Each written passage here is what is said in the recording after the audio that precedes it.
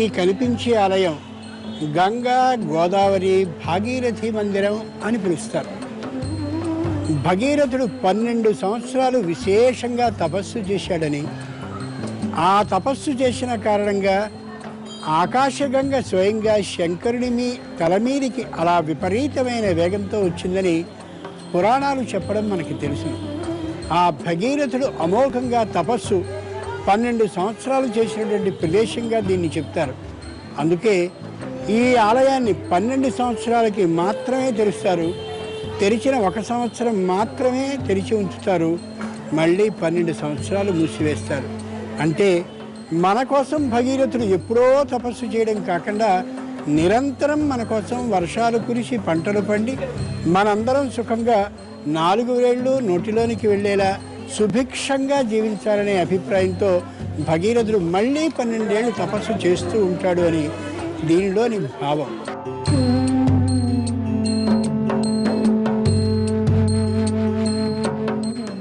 పరమపావనమైన ఈ పంచవటీ క్షేత్రంలో కొలువైన ఈ గంగా భాగీరథీ మందిరంలో భగీరథుడు ఈనాటికి మన పాపాలను హరించేందుకు నిరంతరం తపస్సు చేస్తూనే ఉన్నాడు. ఈ ఆలయాన్ని 12 ఏళ్లకొకసారి మాత్రమే తెరుస్తాడు. శివుడు అభిషేక ప్రియుడు. అందుకే ఆయన తన తలపై గంగను నిలుపుకున్నాడు. సీతారామలక్ష్మణుడు స్నాన జపతపాదులు ఆచరించిన ఈ సీతారామలక్ష్మణ కుండాల దగ్గర ఉన్న ఈశ్వరుణ్ణి గోదావరి నిరంతరం అభిషేకించి తరిస్తోంది.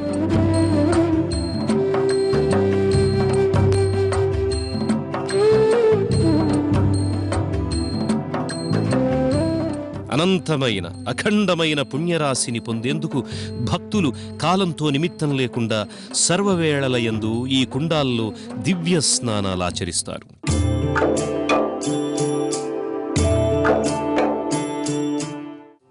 భగవంతుడు ఎక్కడ ఉంటే భక్తుడు కూడా అక్కడే ఉంటాడు. ఆయనకు భక్తి ప్రపత్తులతో సేవ చేసుకుంటాడు. నిజమైన దాస్య భక్తికి హనుమంతుడు ప్రతీక. కోదండపాణి కొలువైన ఈ క్షేత్రంలో స్వామిని సేవించుకునేందుకు నిరంతర ఆసక్తుడై ఉండే హనుమ వివిధ రూపాల్లో భక్తకోటికి దర్శన భాగ్యాననుగ్రహిస్తున్నాడు.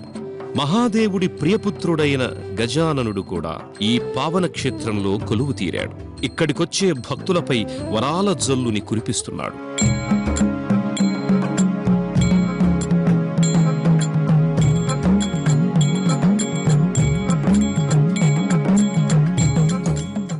శివశ్చ హృదయం విష్ణు విష్ణోచ్చ హృదయం శివ అని శృతులు కీర్తించినట్టుగా శివకేశవులు ఒకరినొకరు విడిచి ఉండలేరు. అందుకే విష్ణువు ప్రతి అవతారంలోనూ శివుడు ఆయన్ని వెతుక్కుంటూ వెళ్లి సేవించుకుని తరిస్తున్నాడు. నాసిక్లో పరవళ్లు తొక్కుతూ ప్రవహించే గోదావరి కాళీ వరుణ అనే 2 పాయలుగా చీలుతుంది. మృత్యుంజయుడైన ఈశ్వరుడు ఇక్కడ మహాకాళేశ్వరుడిగా కొలువుదీరి భక్తులపై కృపారస వృష్టిని కురిపిస్తున్నాడు.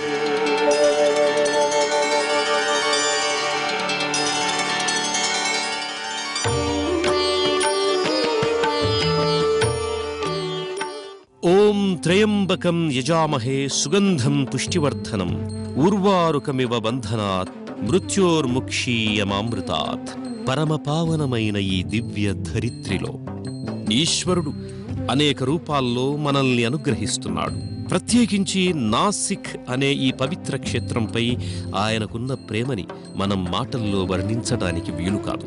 అందుకే ఈ పుణ్యక్షేత్రంలో స్వామి అనేక రూపాల్లో అనేక మూర్తుల్లో భక్తులకు దర్శన భాగ్యాన్ని అనుగ్రహిస్తూ తరింపజేస్తున్నాడు. పంచవటిలో ఉన్న నారో శంకర ధామమిది.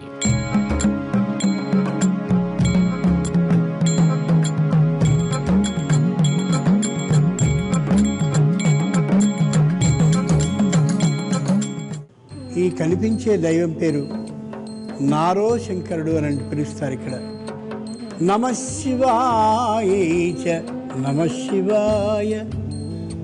బహుశः నారీ శంకరుడు అయ్యుంటాడు.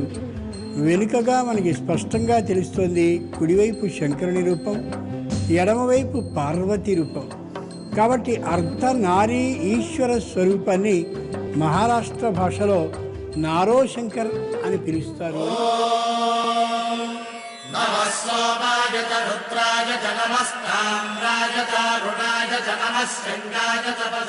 జీవుడికి పాపపుణ్యాలననుసరించి ఉత్తమ జన్మలు కలుగుతాయి.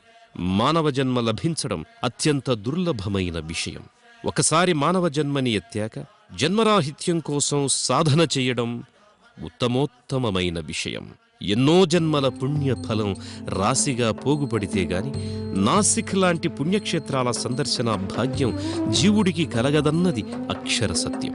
ఓసారి ఈ నేల మీద అడుగు పెడితే చాలు, ఇక్కడ అనేక రూపాల్లో కొలువుదీరిన ఈశ్వరుణ్ణి సేవించుకుంటే చాలు 1000 అశ్వమేధయాగాలు చేసిన పుణ్యఫలం దక్కుతుందని శాస్త్రాలు చెబుతున్నాయి. మర్యాదా పురుషోత్తముడైన రాముడు నడయాడిన ఈ నేల మీద కాలు మోపితే జీవనయాత్ర సఫలమవుతుంది.